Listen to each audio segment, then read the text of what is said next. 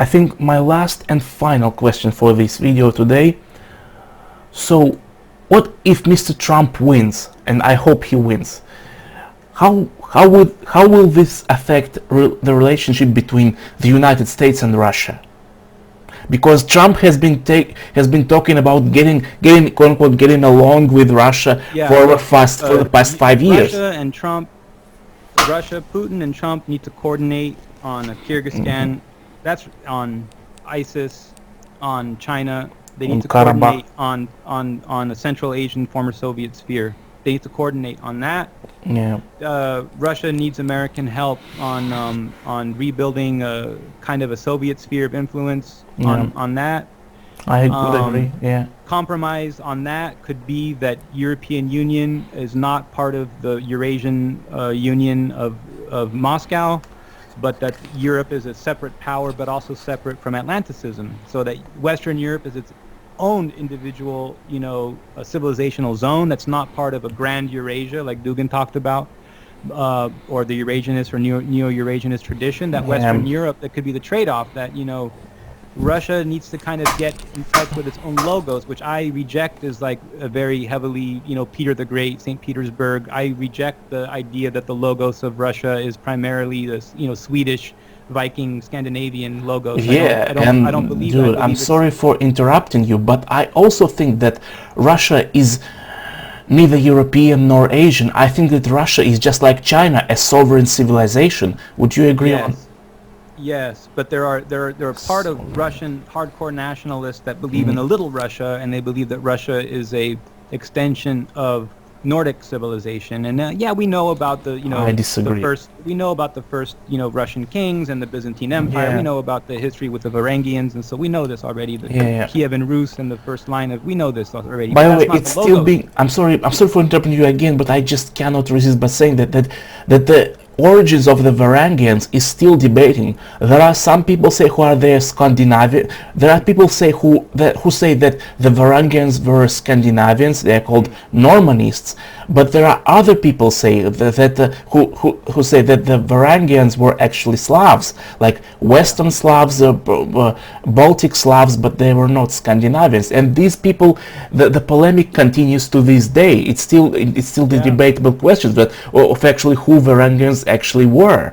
Well, if you look at East Germany, was all of it was Slavic, called Sorbia, which are related to Serbs, which are like Russians or Slavs. Yeah. East Germany. I mean, the Germans are the Germans are a mix of like three people.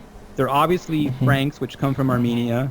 They're obvious. That's where Franks come from. Look at your DNA. Look at your haplogroup maps, and look at how Frankish kings and their crowns look just like Armenian kings. The Frankish kings were Aryan Christians, like the Armenians were the first Christian state. There's a lot there. I won't get into it. It's a whole other subject. But it's a whole subject. You have the Armenian origins, or like Armensky. We call him Nemsky or Nemech, but the word for German is Armenian. Our Russian word for Germany is Nemets, but for Germany as a country, we call it Germania, just like which is Armenia. So you actually call it Armenia, Yarmen, German, Armenia. So you have that. You have the Nordic, North Pole people, the Hyperborean, right? You have the Franks, Armenian Franks. You have the Hyperboreans, and you have the Slavs, right? So now German is the Teutonic or Tudish is the dominant language group, but language group and people origins are not the one-to-one, right? So I mean, just look in Central Asia, because you have Slavic people that speak Turkish language groups. You have people that are genetically Turanian that speak Russian language groups, Russian is an offshoot of Hindu, Sanskrit or Avestan from Persia, right? So it's Indo-European, Russian, Indo-European. It's actually, I think, a romantic language in many ways, but like Latin. I mean, the parallels between Latin and Russian are tremendous and dynamic and never-ending. It's almost the same language. But I think that with the logos of Russia is really deeply connected to the to the old Turanian and the pre-Islamic not Mongols, but the pre-Abrahamic Khazars and stuff like this, or the concept of the Cossack and so forth. This is a different. This is an Oriental civilization in many ways. It's not like as far east as Japan, right? But it's like Oriental compared to the West. Yeah, but it's a And sovereign civilization. It's not the part of the it's what? Russia, as we established before, that Russia is a sovereign civilization, just Sovereign civilization. Yeah. It's not an extension of. Yeah, it's it's not an not- extension of some other civilization. Yeah, But absolutely. Yeah, but the deep logos of the logic, I would say that like people like Shoigu are more representative of the deep logos than the than St. Petersburg than Baltic Russia. Yeah. Okay, but so but Russia needs Russia and China have an issue, and it's not gonna be smoothed over simply because they agree on other things in other spheres. We live in dangerous times, Yuri. I mean, like in the years leading up to World War II, I mean, you had the Soviet Union had an agreement, a peace agreement with, Hirohito's Japan. And, Yeah. and that was Japan was already part of the Axis alliance. yeah, it was. And then you had Molotov-Ribbentrop agreement on non-aggression agreement, and all of these are then went up in smoke. So all of these alliances will continue to change. I think that, but Biden represents a capitulation to China, which Yeah. does not mean that China is doing anything other than the logic of every sovereign civilization, which if their will is not opposed, then their will simply, be exerted. It has its own internal machination. It's not Yeah. that the Chinese are bad or that it's communism, nothing to do with this at all. This is just that if civilizations don't practice their sovereignty, they lose it. So, Oh, absolutely. the American logos is deeply rooted in Native American stuff as well. There's actually a connection between the U.S.